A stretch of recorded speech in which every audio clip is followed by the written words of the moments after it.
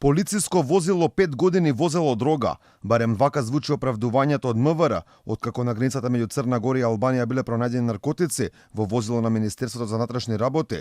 Возилото кое македонската полиција го користела, го добило од Агенцијата за одземен имот, а истото Царинската управа било запленето во 2016 година при акција за сузбивање трговија со дрога. Од Црногорското МВР информираат дека заплениле дрога и спречиле шверц при контрола на автомобил со регистарски таблички од Македонија. Службеници во Царинската испостава Сокобин во координација со полициската управа при контрола на патничко моторно возило пронашле поголема количина на растителна материја за која постои основано сомнение дека се работи за наркотици. Возилото со регистарски таблички на Република Македонија се движело од правец од Албанија кон Црна Гора, а супстанцата спакувана во неколку поединечни пакувања била пронајдена во скриен бункер на возило наменето за криумчарење.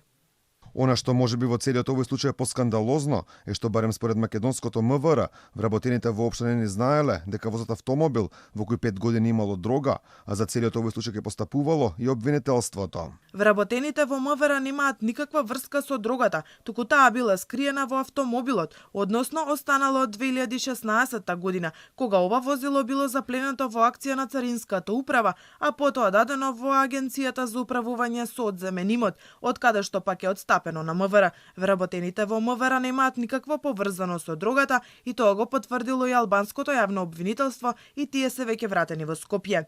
Овој скандал предизвика бура реакција на социјалните мрежи. Граѓаните може да се каже со неверување прифатија информацијата дека 5 години во возило на полицијата имало дрога, а тоа никој не го знаел. Некој ќе си шверца дрога и ќе си спие на пари, некој ќе си рмба за 15.000 дарки. Живот. МВР шверц дрога. МВР продава пасоши на криминалци. Добро дојдовте во Македонија, земјата на криминал, мафија и шверц на државно ниво, парализирана држава. Во минатото, пази внучко ставаат дрога во пијачката.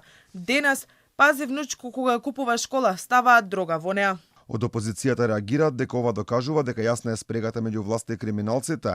Лидерот на опозицијата Христијан Мицкоски вели дека тоа го докажуваат сите претходни скандали, потенцирајќи го со македонските пасоши кои ги добија светски познати наркобосови и криминалци.